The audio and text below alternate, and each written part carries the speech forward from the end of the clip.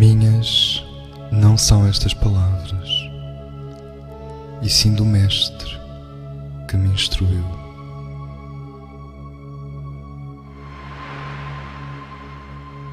Sem Ele, nada poderia ter feito, mas com o seu auxílio, comecei a trilhar a senda. Tu também desejas entrar na mesma senda. Por isso, as palavras que Ele me dirigiu te auxiliarão, se obedeceres a elas. Não basta dizer que são verdadeiras e belas. O homem que deseja obter êxito necessita fazer exatamente o que lhe é ensinado. Olhar para o alimento e dizer que é bom não satisfaz um faminto. É necessário que ele estenda a mão e o coma. Da mesma forma, não basta ouvir as palavras do Mestre. É preciso fazer o que ele diz, atento à menor palavra, ao menor sinal.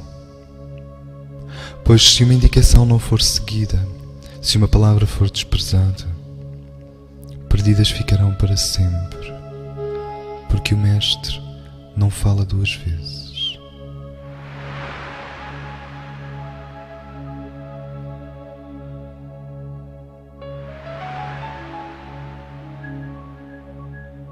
Quatro são as qualidades necessárias para a senda: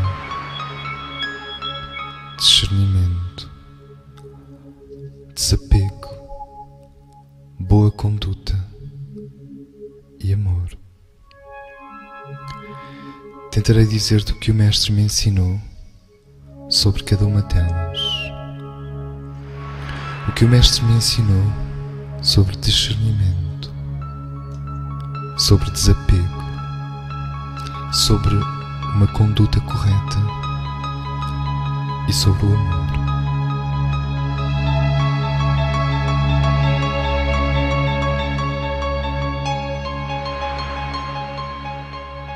A primeira dessas qualidades é o discernimento, vulgarmente tomado no sentido da distinção entre o real e o irreal, que conduz o homem para a senda. É isso, mas é muito mais ainda, e deve ser praticado, não somente no começo da senda, porém a cada passo que nela diariamente se dá até ao fim. Entras para a senda porque aprendeste que somente nela se podem encontrar as coisas dignas de aquisição. Os homens que não sabem trabalham para adquirir a riqueza e o poder.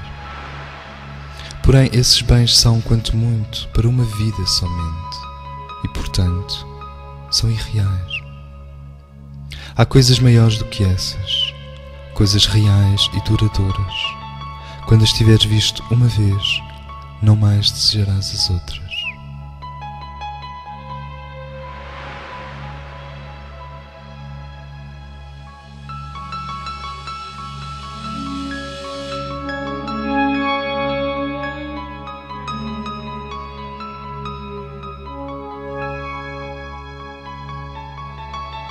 Em todo o mundo, há somente duas espécies de pessoas: as que sabem e as que não sabem. E o conhecimento é o que importa possuir.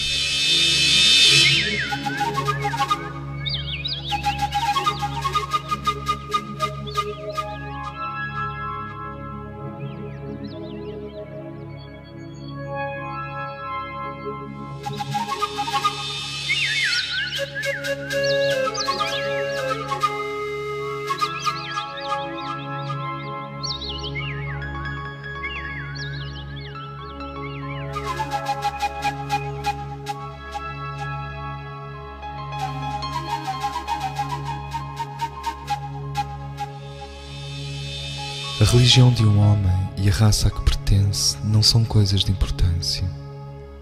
O que é realmente importante é o conhecimento do plano de Deus para os homens. Pois Deus tem um plano e esse plano é a evolução.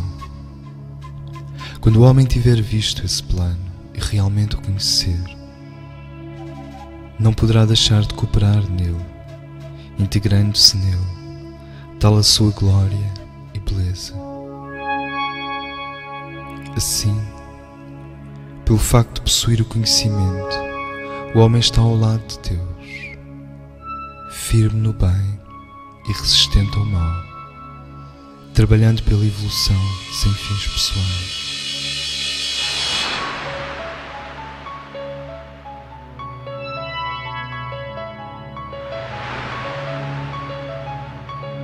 Se está ao lado de Deus, é um dos nossos, não tendo a mínima importância se ele se diz hindu, budista, cristão ou maometano, ou se ele é hindu, inglês, chinês ou russo. Os que estão ao lado de Deus sabem porque aí se acham, sabem o que têm a fazer e tentam cumpri-lo. Todos os demais não sabem ainda o que têm a fazer e por isso frequentemente agem de modo insensato, imaginando caminhos para si próprios, os quais lhes parecem agradáveis, não compreendendo que todos são um e que, portanto, só aquilo que o uno quer pode realmente ser agradável a todos. Seguem o irreal em vez de seguirem o real. E enquanto não aprendem a distinguir entre ambos, não se colocam ao lado de Deus. E eis porque o discernimento é o primeiro passo a dar.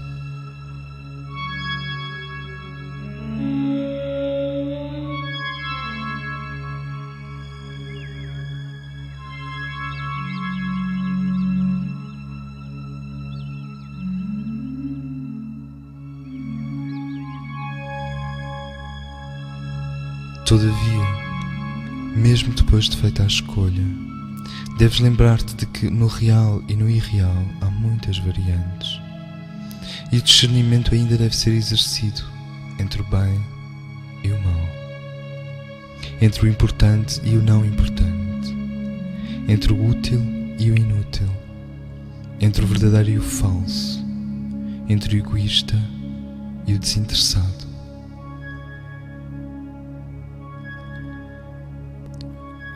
Entre o bem e o mal não deveria ser difícil escolher, pois os que desejam seguir o Mestre já se decidiram a seguir o bem a todo o custo.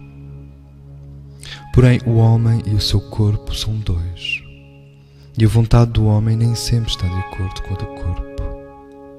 Quando o teu corpo desejar alguma coisa, para e considera se tu realmente desejas isso. Pois tu és Deus, e só queres o que Deus quer. Necessitas, porém, penetrar fundo em ti mesmo para encontrares Deus em teu interior e ouvires a sua voz, que é a tua.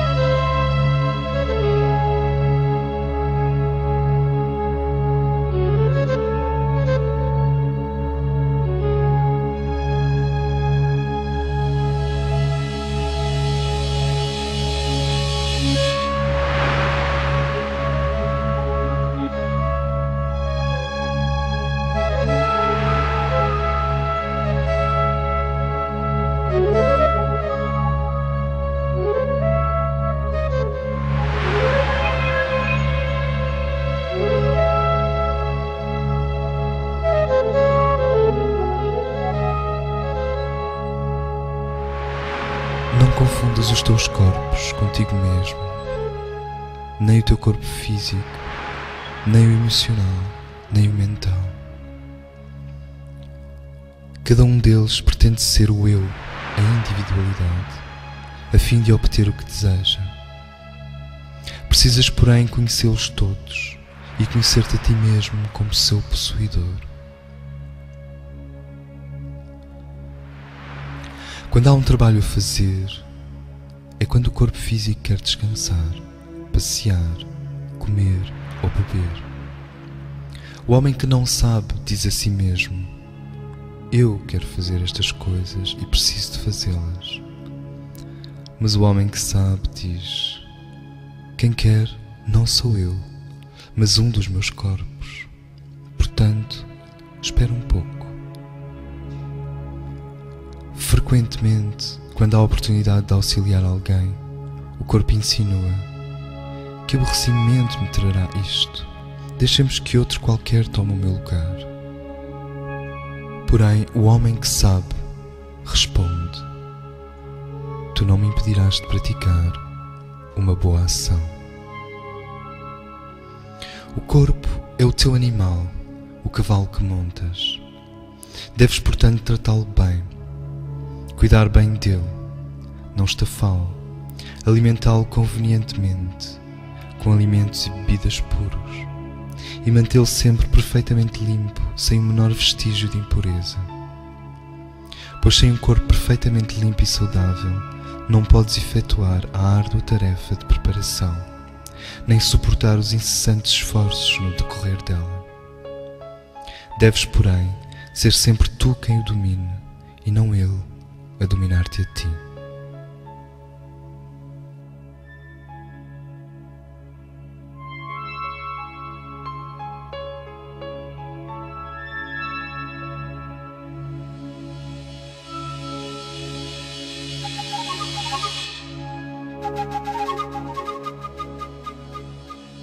O corpo emocional tem os seus desejos, e os tem às dúzias.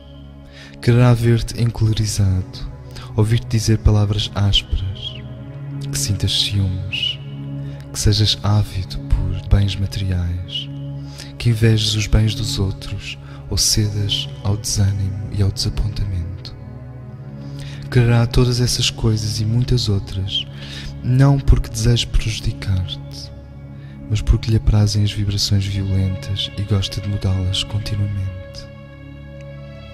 Tu, porém, não desejas nenhuma dessas coisas. Portanto, deve-se distinguir os teus desejos daqueles do teu corpo emocional.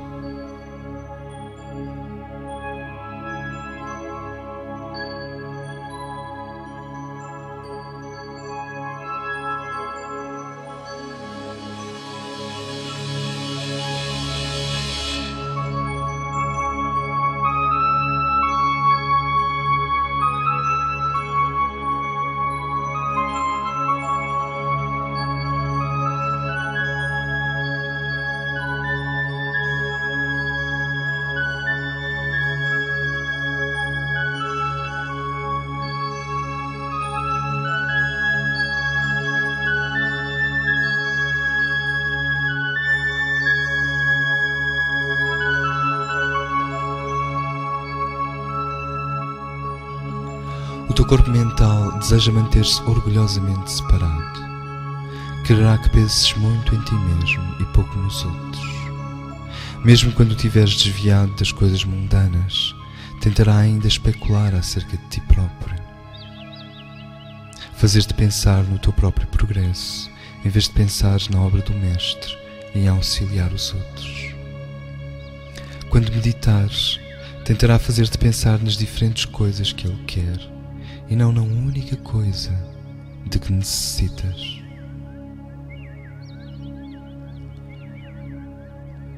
Não és esse corpo mental, mas dele dispões para o teu uso.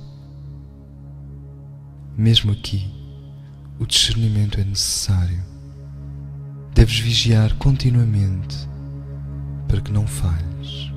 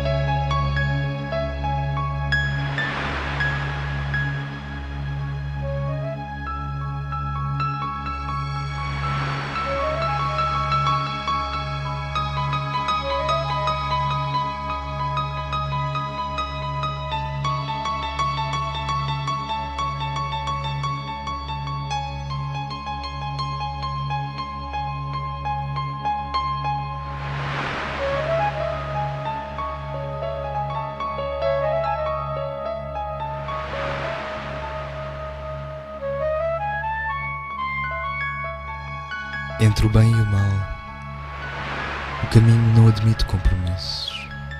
Custe o que custar, deves fazer o bem e nunca o mal. Diga ou pense o ignorante aquilo que ele quiser. Estuda profundamente as leis ocultas da natureza e organiza a tua vida de acordo com elas, utilizando sempre a razão e o bom senso.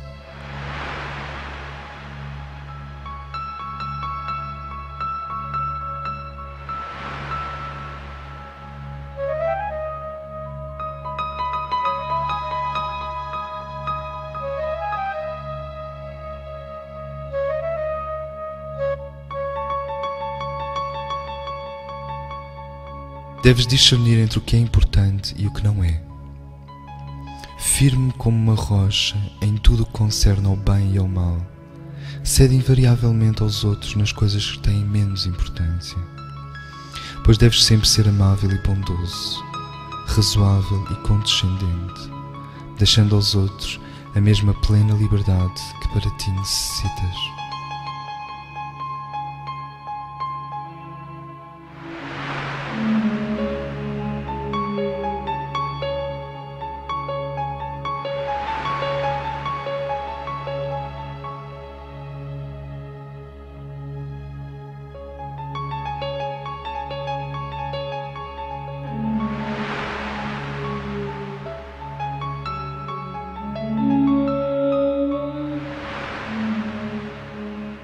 Procura verificar o que vale a pena ser feito e lembra-te que as coisas não devem ser julgadas pela sua grandeza aparente. Uma pequena coisa de utilidade imediata à obra do Mestre merece muito mais ser feita do que uma grande coisa que o mundo considere boa. Precisas distinguir não somente o útil do inútil, mas ainda o mais útil do menos útil. Alimentar os pobres, por exemplo, é uma boa obra, nobre e válida. Porém, alimentar as almas é mais nobre e mais válido.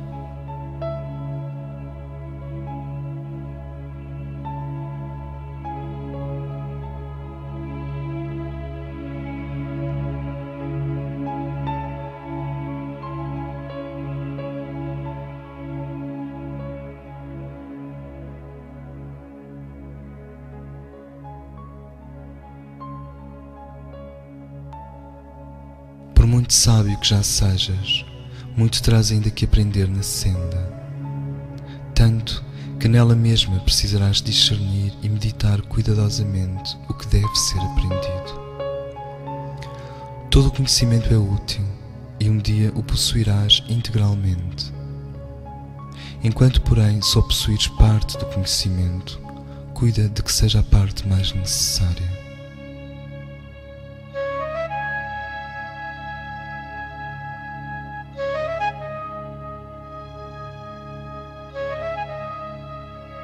Deus tanto é sabedoria como amor, e quanto mais sábio fores, mais Ele se poderá manifestar por teu intermédio. Estuda, pois, mas estuda em primeiro lugar o que mais te habilite a auxiliar os outros. Trabalha pacientemente em teus estudos, não para que os homens te julguem sábio, nem mesmo para gozares a felicidade de ser sábio, mas porque o sábio pode ser sabiamente útil. Por muito que desejes prestar auxílio, enquanto fores ignorante, acabarás por fazer mais mal do que bem.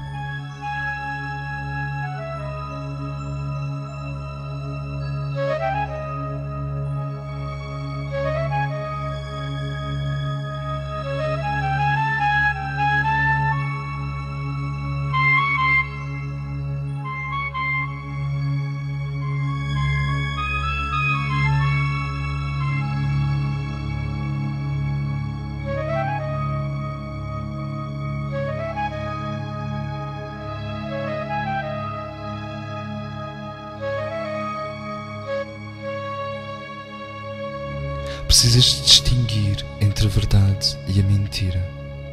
Deves aprender a ser verdadeiro em tudo, no pensamento, na palavra e na ação.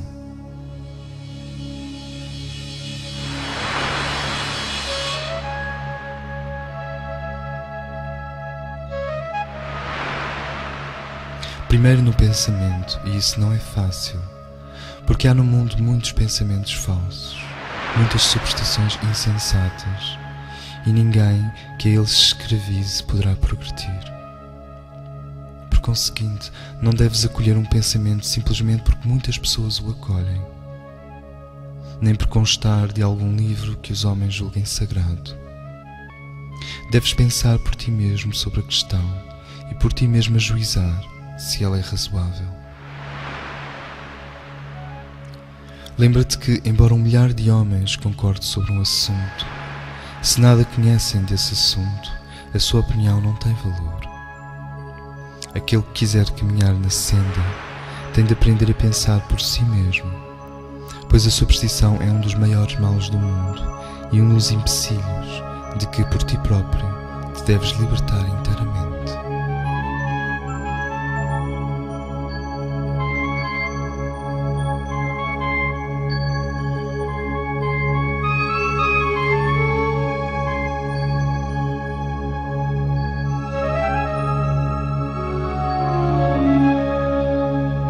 O teu pensamento acerca dos outros deve ser verdadeiro. Não penses a seu respeito aquilo que não sabes. Não suponhas que os outros estejam sempre pensando em ti.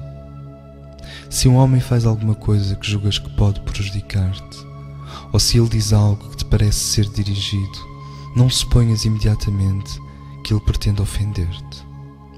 O mais provável é que nunca pense em ti, pois cada alma tem as suas próprias preocupações e os seus pensamentos não giram, a maior parte das vezes, em torno senão de si própria. Se um homem te falar colericamente, não penses que ele te quer ferir. Provavelmente alguém ou alguma coisa o incoriorizou antes e, acontecendo encontrar-te, voltou a sua cólera sobre ti. Este homem procede insensatamente, pois toda a cólera é insensata, mas nem por isso deves pensar falsamente a seu respeito.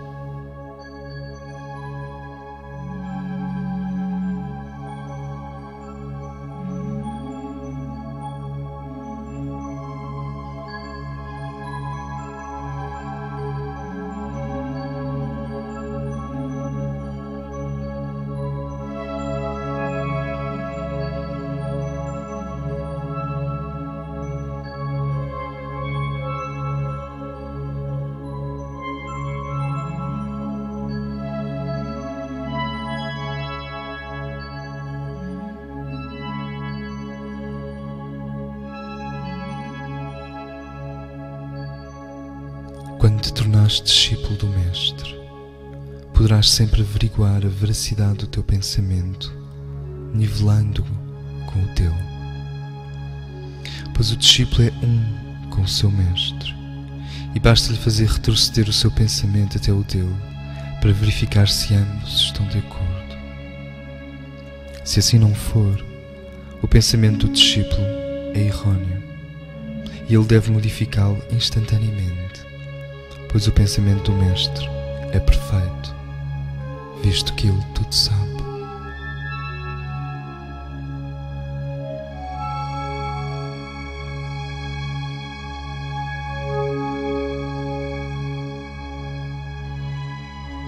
Aqueles que por ele ainda não foram aceitos não podem fazer isso perfeitamente.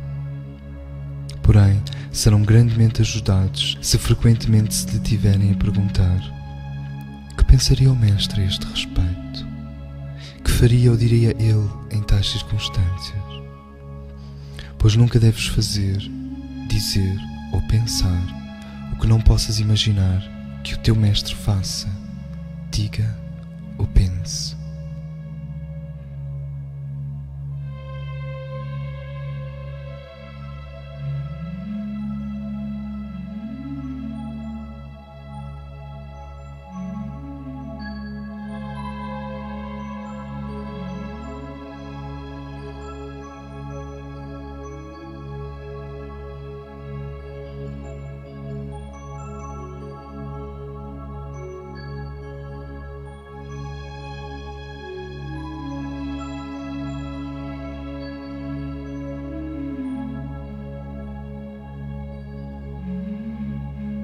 Deves também ser verdadeiro no falar, exato e sem exageros.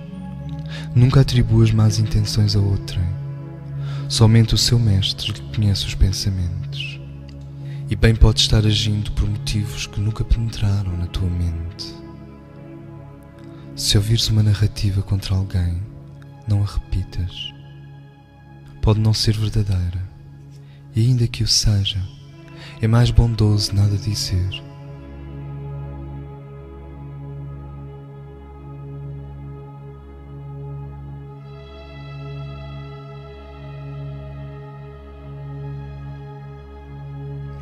Pensa bem antes de falar, a fim de não caíres em inexatidões.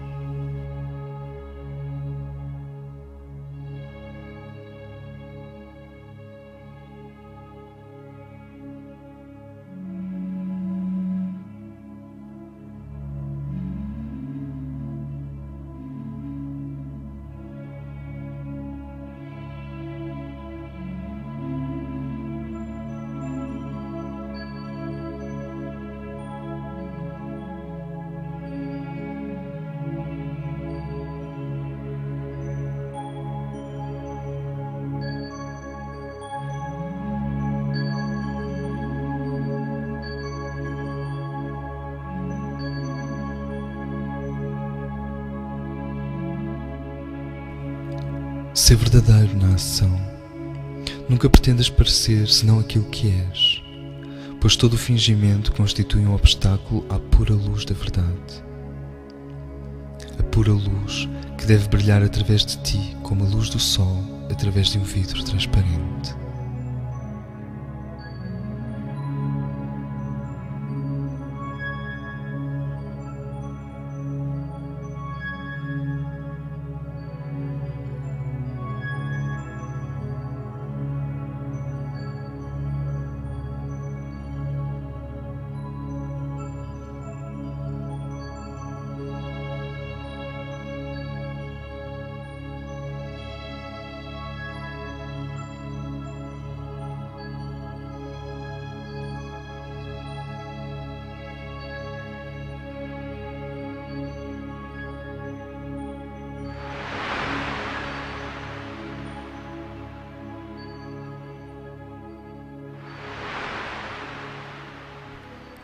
Precisas discernir entre o altruísmo e o egoísmo, pois este último reveste muitas formas, e quando pensas tê-lo finalmente morto numa delas, surge noutra forma tão forte como sempre.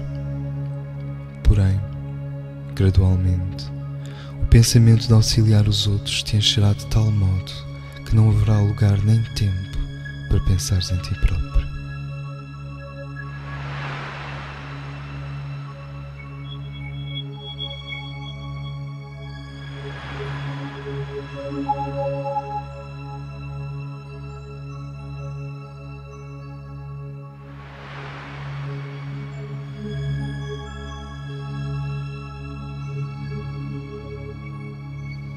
Deves ainda utilizar o discernimento de outra maneira.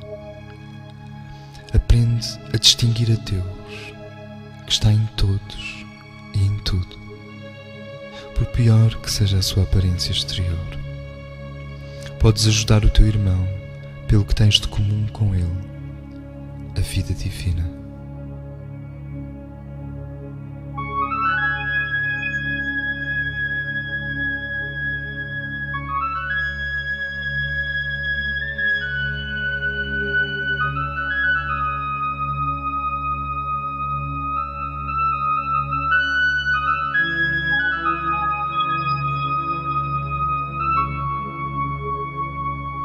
Aprenda a despertar nele a vida divina.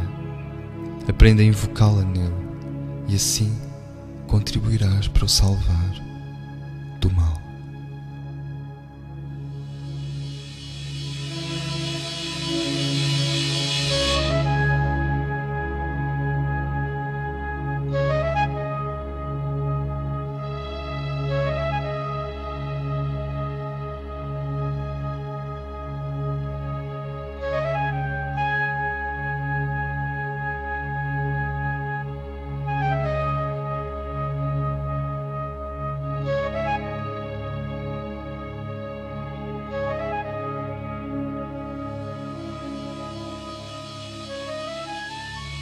Sobre o desapego.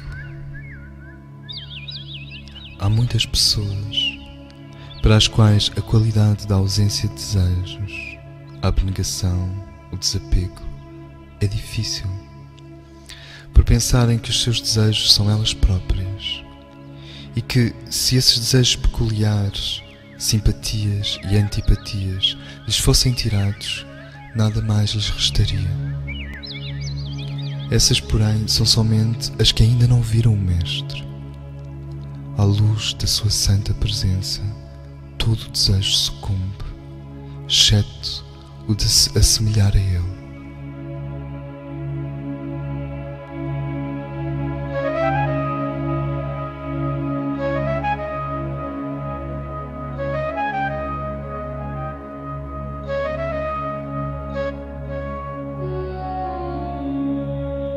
No entanto, antes mesmo de teres a aventura de encontrá-lo face a face, podes conquistar a ausência de desejos, se o quiseres. O discernimento já te demonstrou que as coisas mais desejadas pelos homens, tal como a riqueza e o poder, não merecem o trabalho de ser possuídas. Quando isso realmente é sentido e não apenas enunciado, cessa todo o desejo por elas.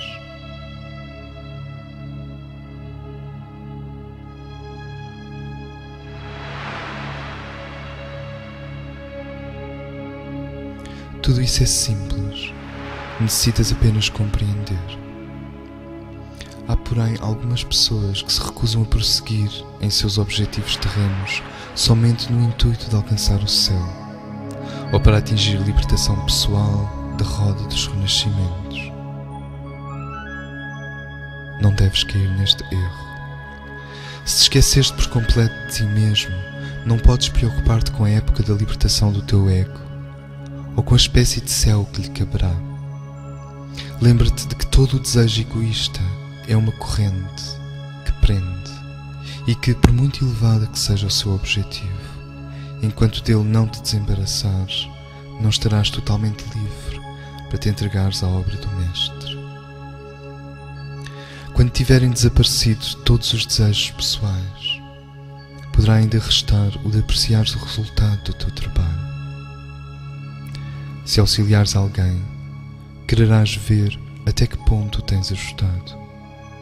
Talvez até queiras mesmo que ele também o reconheça e a ti se mostre grato. Isso, porém, é ainda o desejo, além de uma falta de confiança. Quando aplicas a tua energia em auxiliar alguém, advirá daí um resultado, quer possas vê-lo, quer não. Se conheces a lei, sabes que deve ser assim. Precisas, pois, fazer o bem por amor ao bem e não com a esperança da recompensa. Trabalha por amor ao trabalho e não para ver o resultado. Deves entregar ao serviço da humanidade, porque a amas e não podes deixar de o fazer.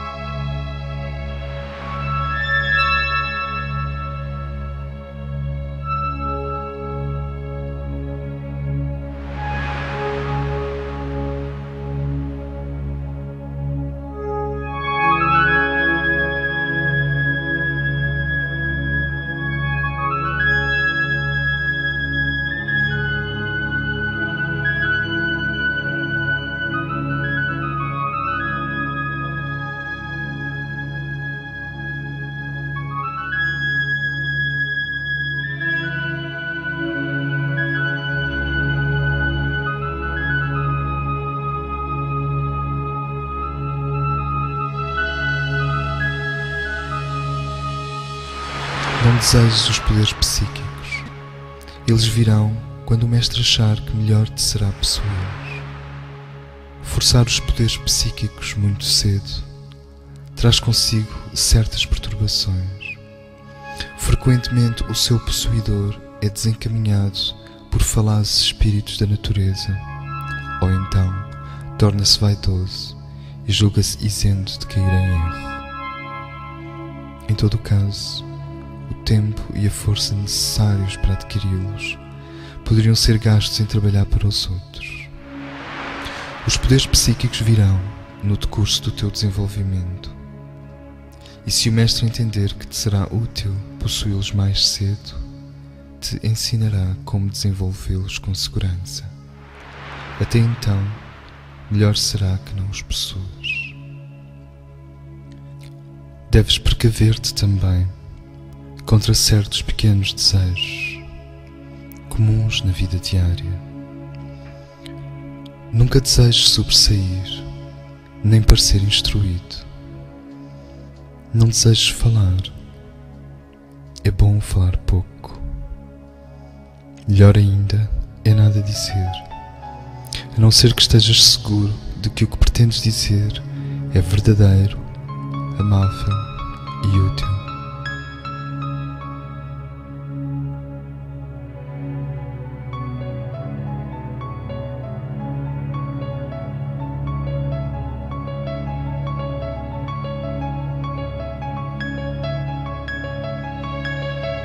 Antes de falar, reflete cuidadosamente se o que pretendes dizer preenche essas 3 qualidades. Caso contrário, não o digas. É bom que te habitues desde agora a refletir cuidadosamente antes de falar, pois quando alcançares a iniciação, terás de vigiar cada palavra a fim de não dizeres o que não deve ser dito. Muitas das conversações habituais são desnecessárias e insensatas, e quando descem à maledicência, tornam-se perversas. Assim, acostuma-te antes a ouvir do que a falar. Não imitas a opinião senão quando diretamente te for solicitada. Um enunciado das qualidades requeridas pode ser assim formulado: saber, ousar, querer e calar.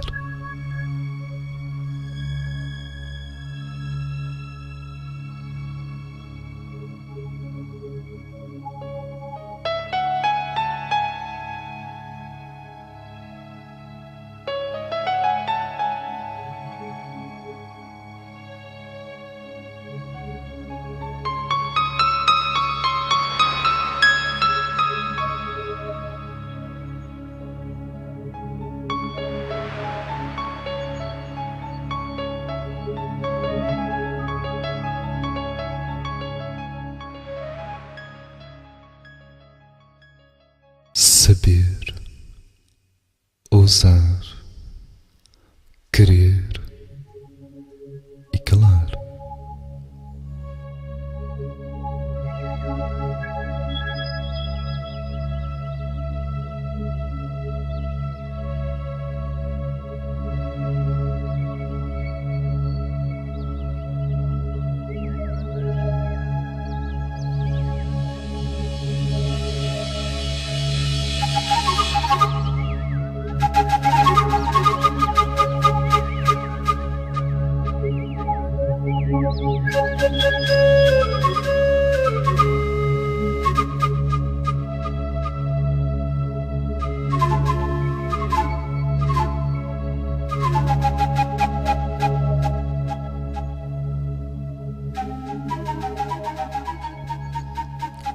Saber, ousar, querer e calar.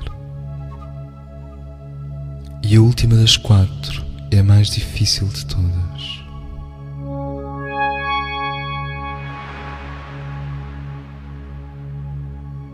Um desejo vulgar que deves severamente reprimir é o de te imiscuires na vida dos outros. O que um homem faz, diz ou crê não é da tua conta e precisas aprender a deixá-lo absolutamente entregue a si próprio. Ele tem pleno direito à liberdade de pensamento, palavra e ação, até o ponto em que não interfira no que concerne aos outros.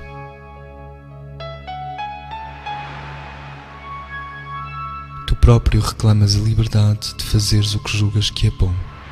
Deves, pois, dar a mesma liberdade aos outros, e quando a usarem, não tens o direito de recriminá-los por isso.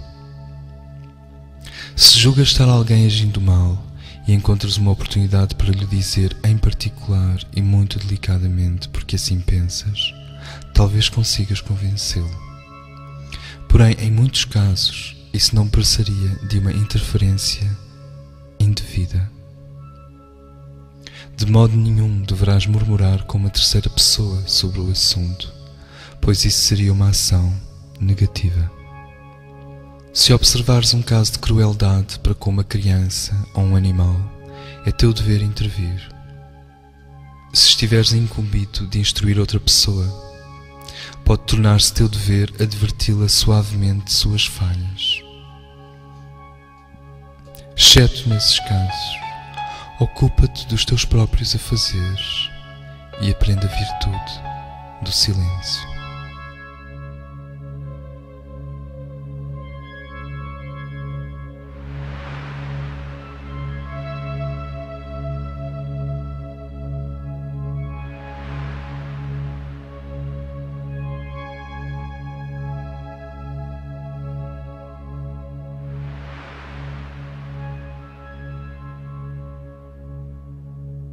Sobre uma conduta correta.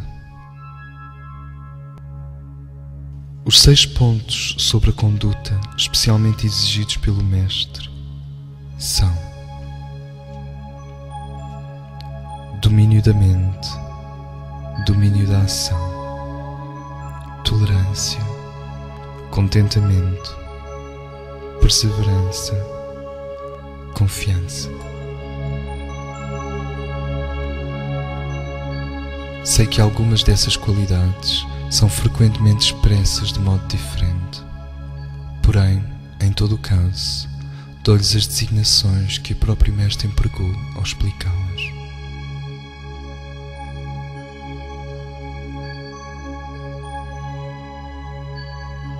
A qualidade da ausência de desejos mostra que o corpo astral precisa ser dominado, e o mesmo acontece em relação ao corpo mental.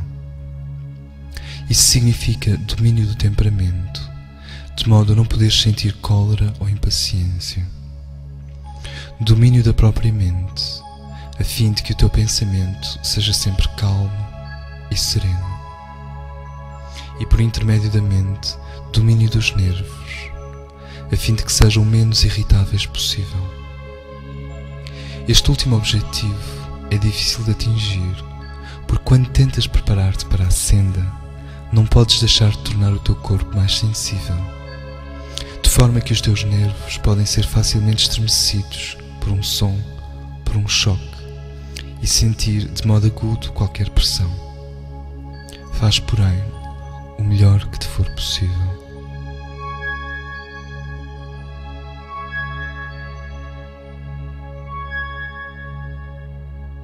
Mente calma implica também coragem e firmeza.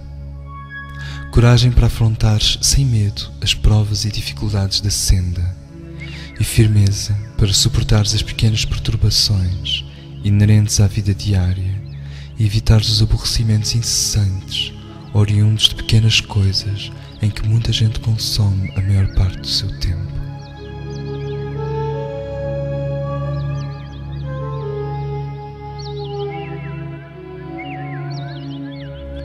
O Mestre ensina que não tem a menor importância o que acontece exteriormente ao homem.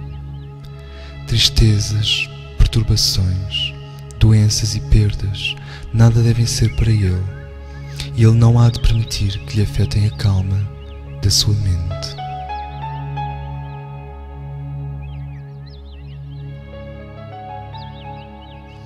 São apenas o resultado de ações passadas, e quando chegam, cabe-te suportá-las alegremente, com a lembrança de que todo o mal é transitório e de que é teu dever permanecer sempre contente e sereno.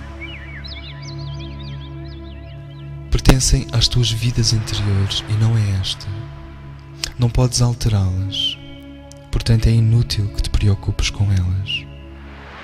Pensa antes no que estás fazendo agora e que determinará os acontecimentos da tua próxima vida, pois essa podes modificar. Nunca cedas à tristeza nem ao desânimo. O desânimo é mau porque contamina os outros e torna a vida deles mais pesada e difícil, o que não tens o direito de fazer. Portanto, sempre que o desânimo venha a ti, deves repeli-lo imediatamente. Deves ainda dominar o teu pensamento de outro modo. Não o deixes vaguear. Fixa o teu pensamento no que estiveres fazendo, a fim de que seja feito com perfeição.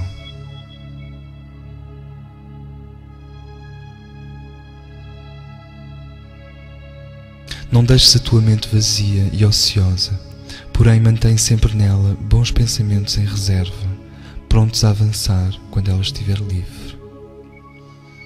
Emprega diariamente o poder do teu pensamento em bons propósitos. Sê uma força orientada para a evolução. Pensa cada dia em alguém que saiba estar imerso na tristeza e no sofrimento, ou necessitando de auxílio, e derrama sobre ele os teus pensamentos de amor.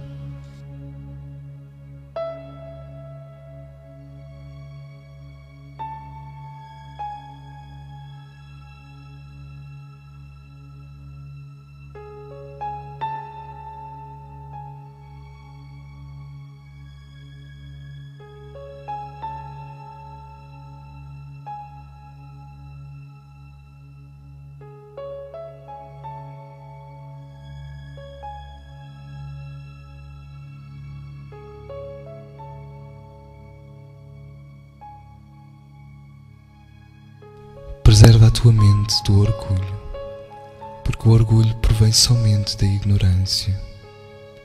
O homem que não sabe pensa ser grande por ter feito alguma grande coisa, mas o sábio compreende que só Deus é grande e que toda a obra é feita apenas por Ele.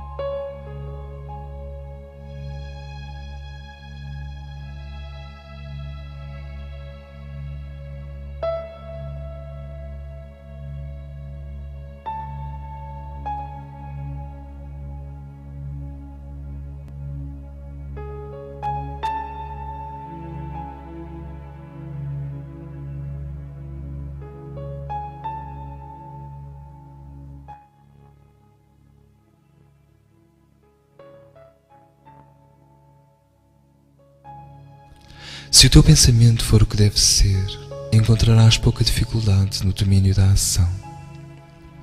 Lembra-te que para ser útil à humanidade, o pensamento deve traduzir-se em ação. Nada de indolência, mas uma constante atividade no trabalho útil. Deves, porém, cumprir o teu próprio dever e não o dos outros, a não ser com a sua devida permissão e no intuito sempre de ajudá-los. Deixa que cada um execute o seu trabalho a seu modo. Mantém-te sempre pronto a oferecer auxílio onde for necessário, porém nunca te intrometas. Para muita gente, a coisa mais difícil deste mundo é aprender a ocupar-se dos seus próprios assuntos. É exatamente isso o que deves fazer. Pelo facto de empreenderes um trabalho de ordem superior, não deves esquecer os teus deveres comuns, pois pois enquanto os não cumprires, não estarás livre para outro maior. Não tomes sobre ti novos deveres para com o mundo, porém, desincumbe-te perfeitamente daqueles de que já te encarregaste. Os deveres definidos e razoáveis que tu próprio reconheces como tais, e não os deveres imaginários que porventura alguém pretende impor-te. Se queres pertencer ao Mestre, deves executar o teu trabalho comum melhor e não pior do que os outros, porque deves fazer isso por amor a Ele.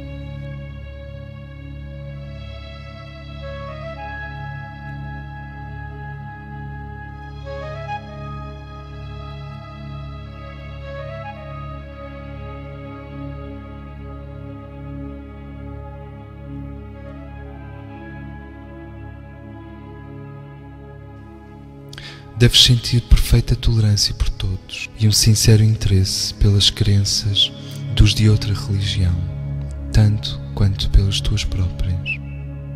Pois a religião dos outros é um caminho para o Supremo, da mesma forma que a tua, e para auxiliar a todos é preciso tudo compreender.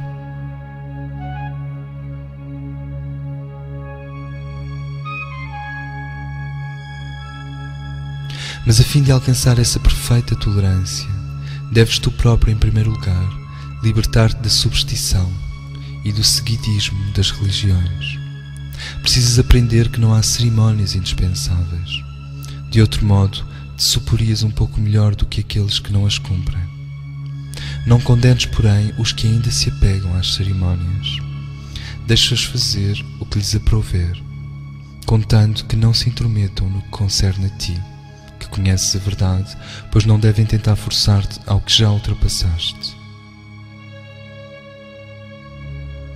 Deixa-os fazer o que eles sentem que devem fazer, contando que não se intrometam no que concerne a ti, que conheces a verdade, pois não devem tentar forçar-te ao que já ultrapassaste. Sê indulgente com todos e sê benévolo em tudo.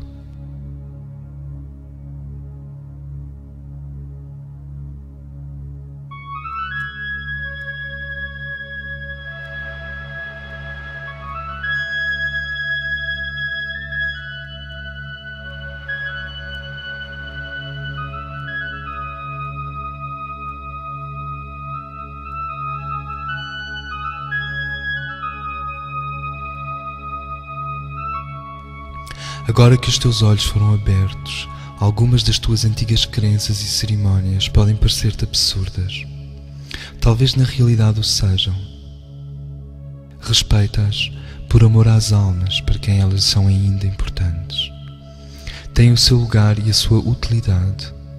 Assemelham-se às duplas linhas que, quando criança, te guiavam para escreveres em linha reta e na mesma altura, até que aprendeste a escrever muito melhor e mais livremente sem elas.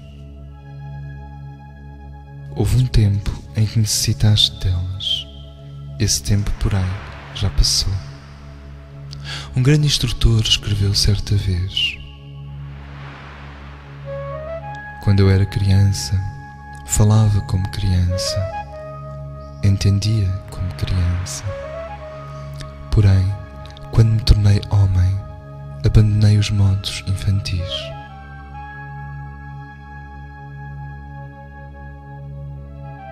No entanto, aquele que esqueceu a sua infância e perdeu a simpatia pelas crianças não é o homem que as possa instruir e ajudar. Assim, ainda que estejas crescendo, olha a todos bondosamente, gentilmente, tolerantemente, porém a todos da mesma forma, quer sejam budistas, jainistas, judeus, cristãos, hindus, maometanos.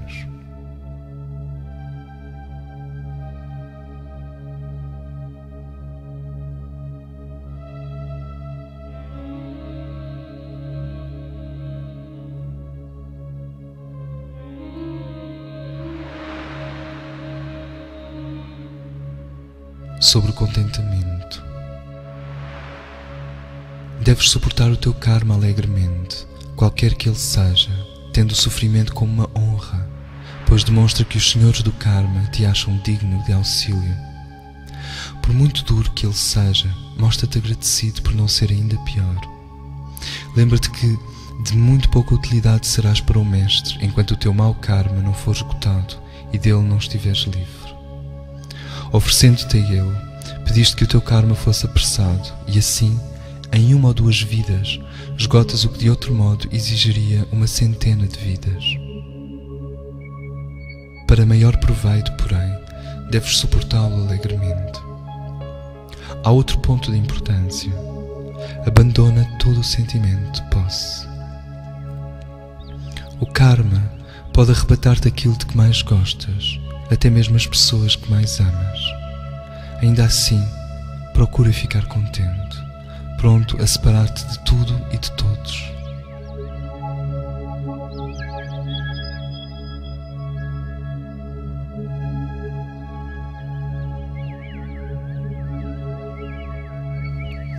Frequentemente, o Mestre necessita transmitir a sua força aos outros por intermédio do seu servo, mas não poderá fazê-lo se o servo ceder ao desânimo. Por isso, o contentamento é indispensável.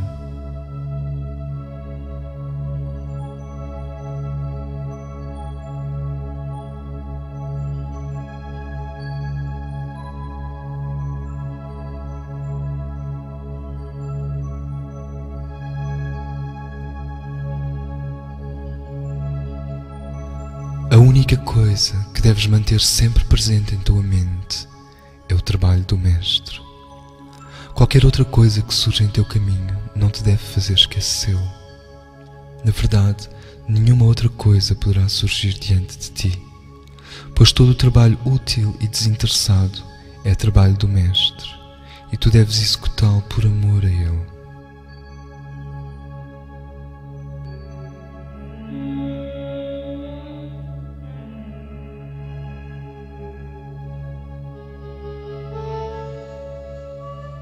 E precisas dedicar-lhe toda a tua atenção a fim de fazê-lo do melhor modo possível. O mesmo instrutor escreveu também: o que quer que faças, faze-o de boa vontade, como sendo para o Senhor e não para os homens. Pensa como executarias um trabalho se soubesses que o Mestre viria vê-lo imediatamente. É justamente nessas condições que deves executar tudo. Aqueles que sabem melhor compreenderão o significado deste verso. Há ainda um outro verso semelhante, ainda mais antigo, que diz: em tudo o que a tua mão fizer, aplica toda a tua força.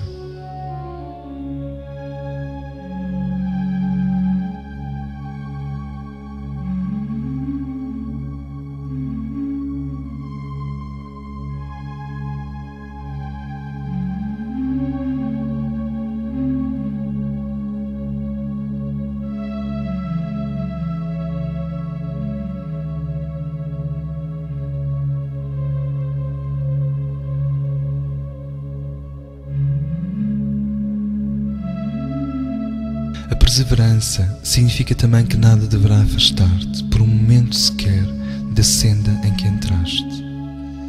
Nem tentações, nem os prazeres externos, nem as afeições mundanas jamais devem desviar-te, pois tu mesmo deves unificar-te com a senda. Ela deve tornar-se de tal modo parte da tua própria natureza que a percorras sem isso teres de pensar e sem te desviares.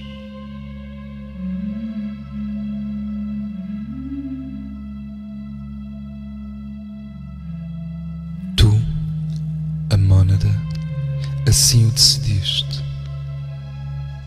Separar-te da senda equivaleria a separar-te de ti mesmo.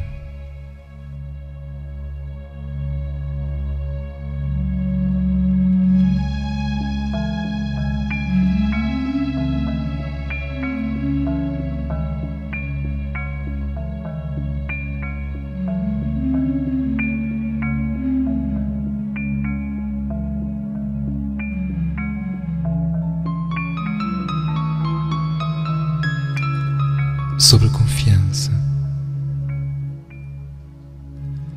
Deves confiar em teu Mestre e ter confiança em ti mesmo. Se já viste o Mestre, nele confiarás plenamente, através de muitas vidas e mortes. Se ainda não o viste, deves tentar averiguar a sua existência e confiar nele, porque se não o fizeres, nem mesmo ele poderá ajudar-te. Sem perfeita confiança, não poderá haver perfeita efusão de amor e poder.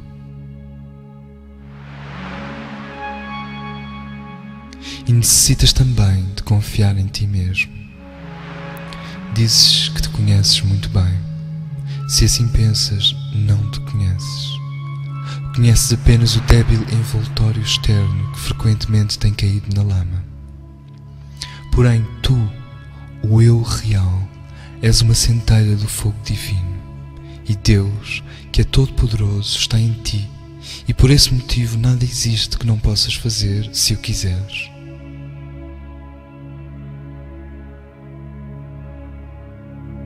Assim, diz a ti mesmo: o que o homem fez, o homem pode fazer. Eu sou um homem, porém, sou também o Deus que está no homem. Eu posso fazer isto e quero fazê-lo. Pois se queres trilhar a senda, a tua vontade deve ser como o aço bem temperado.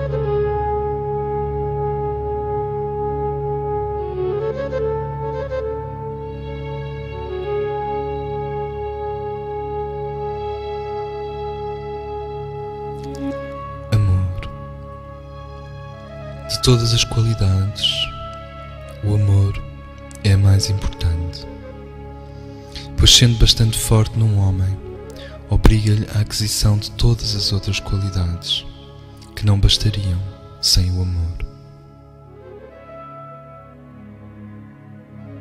Frequentemente é expresso como um intenso desejo de se libertar da roda dos nascimentos e das mortes e de se unir a Deus. Entendê-lo, porém, deste modo denota egoísmo e abrange apenas uma parte do significado do amor. Não é tanto o desejo como a vontade, a resolução, a determinação de se unir a Deus. Para produzir os seus resultados, essa resolução deve encher de tal modo toda a tua natureza que não deixe lugar para qualquer outro sentimento.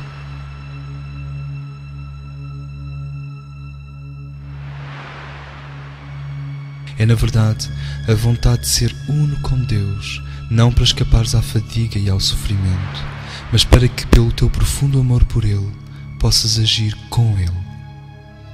E porque Ele é amor, tu, se quiseres unir-te a Ele, deves encher-te de profundo desinteresse e de amor.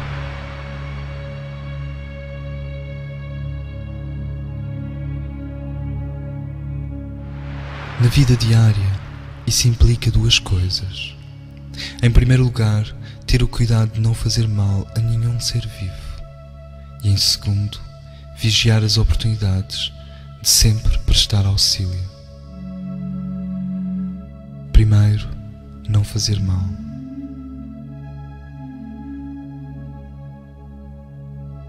Três erros acarretam maior dano do que todos os outros erros no mundo: a maledicência, a crueldade e a superstição, justamente por serem erros contra o amor. O homem que quiser encher o seu coração do amor de Deus deve estar incessantemente precavido contra a prática destes três erros.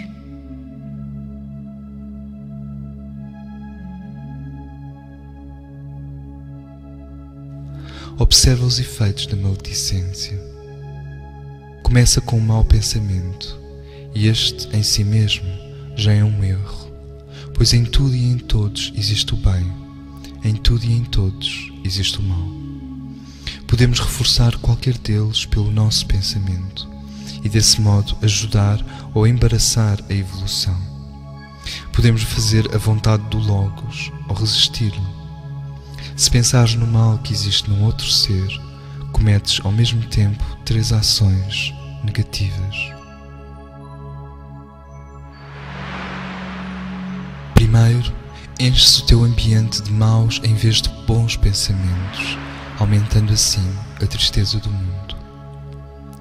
Segundo, se nesse homem existir o mal que tu supões, fortificas e alimentas esse mal, e assim tornas-te igual ou pior que o teu irmão, em vez de melhorá-lo. Porém, geralmente o mal não existe nele, mas é apenas um produto da tua fantasia. E então, o teu pensamento tentará o teu irmão à prática do mal, pois se ele ainda não for perfeito, poderás torná-lo tal qual o imaginas, pela força do teu pensamento. Terceiro, saturas a tua mente de maus em vez de bons pensamentos. Embaraças assim o teu próprio crescimento, tornando-te, aos olhos dos que podem ver, um objeto feio e penoso em lugar de belo e atraente. Não contente de ter feito todo esse mal a si próprio e à sua vítima, aquele que usa a maledicência tenta com todas as suas forças fazer os outros participarem do seu erro. Prontamente conta uma perversa história na esperança de que o acreditem, e então se juntam todos a enviar maus pensamentos à pobre vítima. Isso se repete dia e dia e é feito não por um homem, mas às vezes por milhares. Começas a ver quão terrível é este erro. Deves evitá-lo por completo. Nunca fales mal de ninguém. Recusa ouvir o mal que te disserem dos outros e suavemente observa. Talvez não seja verdade, e mesmo que o seja verdade, é preferível não falar nisso.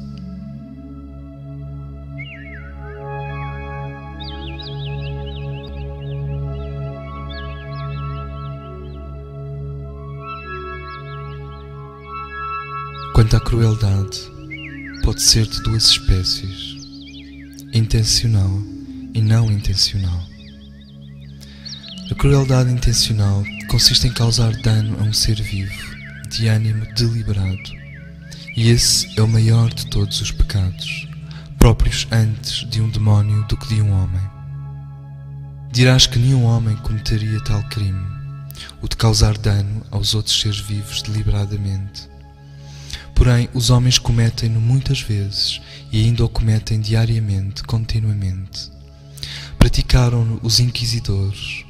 Muita gente religiosa o praticou em nome da sua religião e do seu Deus. Os vivissectores praticam-no. Muitos mestres de escolas praticam-no habitualmente. Toda essa gente procura desculpar a sua brutalidade, dizendo que é costume. Um crime, porém, não deixa de ser porque muita gente o comete. O karma não leva em conta o costume, e o karma da crueldade é de todos o mais terrível. Na Índia, pelo menos, não há desculpa para tais hábitos, pois o dever de não fazer mal é bem conhecido de todos. A sorte reservada ao cruel incide também sobre todos aqueles que intencionalmente matam criaturas de Deus como se fosse um desporto e sob o pretexto de um desporto. Sei que não farás essas coisas e, por amor de Deus, quando a oportunidade se oferecer, falarás abertamente contra elas.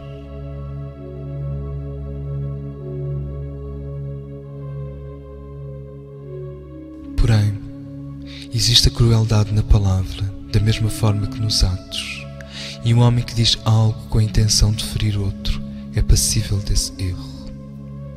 Isso também não farás. Porém, às vezes, uma palavra impensada faz tanto mal como se fosse malévola. Deves, portanto, estar de sobreaviso contra a crueldade irrefletida, a crueldade involuntária. Ela se origina comumente na ausência de reflexão. Um homem cheio de avareza e cobiça não pensa nunca nos sofrimentos que causa aos outros. Quando lhes paga pouco e deixa meio faminto o seu trabalhador, a mulher e os seus filhos. O outro pensa apenas nos seus desejos, pouco se importando com os corpos e as almas que arruína para a sua satisfação. Outro, somente para poupar-se uns poucos minutos de incômodo, não paga aos seus operários no dia designado, sem pensar nas dificuldades que lhe origina.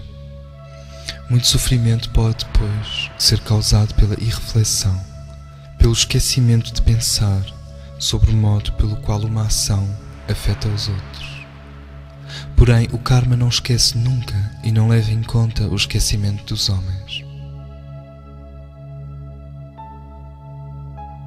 Se desejas entrar na senda, deves pensar nas consequências das tuas ações, a fim de não incidir nesta crueldade irrefletida, impensada, que acontece por desleixo.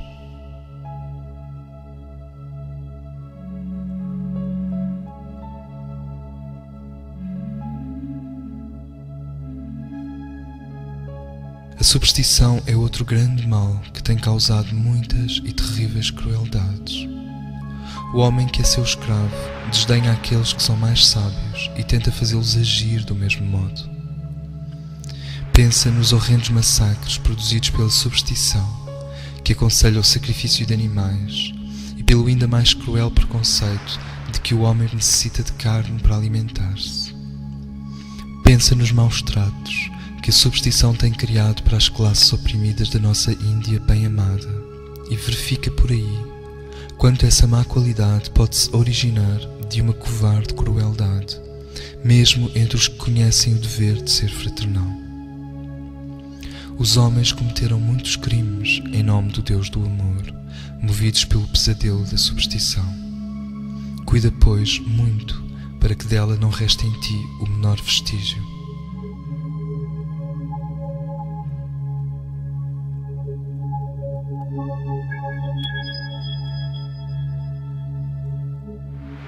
Estes três grandes erros, a maledicência, a crueldade e a superstição, deves evitar, pois são fatais a todo o progresso, por serem erros contra o amor. Não basta, porém, refrear o mal, é preciso ser ativo no bem. Deves encher-te tanto do intenso desejo pela formação desse hábito de serviço, que estejas sempre vigilante para prestá-lo em torno de ti, não somente aos homens, como também aos animais e às plantas.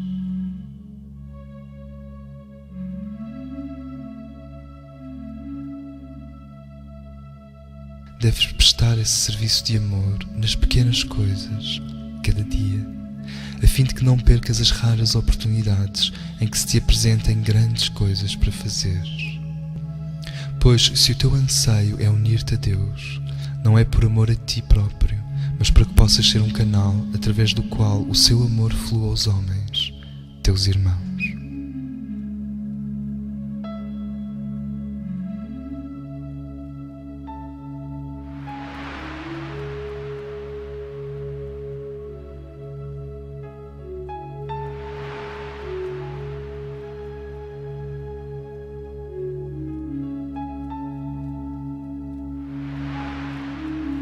Aquele que está na senda não existe para si mesmo, mas para os outros. Ele esquece-se a si próprio para poder servi-los.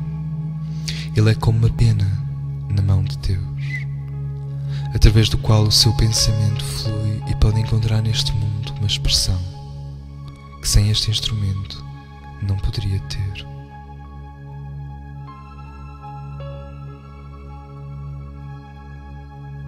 Aquele que está na senda é ao mesmo tempo uma coluna de fogo vivo a irradiar sobre o mundo o amor divino que lhe enche o coração. A sabedoria que torna capaz de ajudar, a vontade que dirige a sabedoria e o amor que inspira a vontade. Estas são as qualidades requeridas. Vontade, sabedoria e amor são os três aspectos do Logos. E tu, que desejas alistar-te ao seu serviço, deves expressar estes três aspectos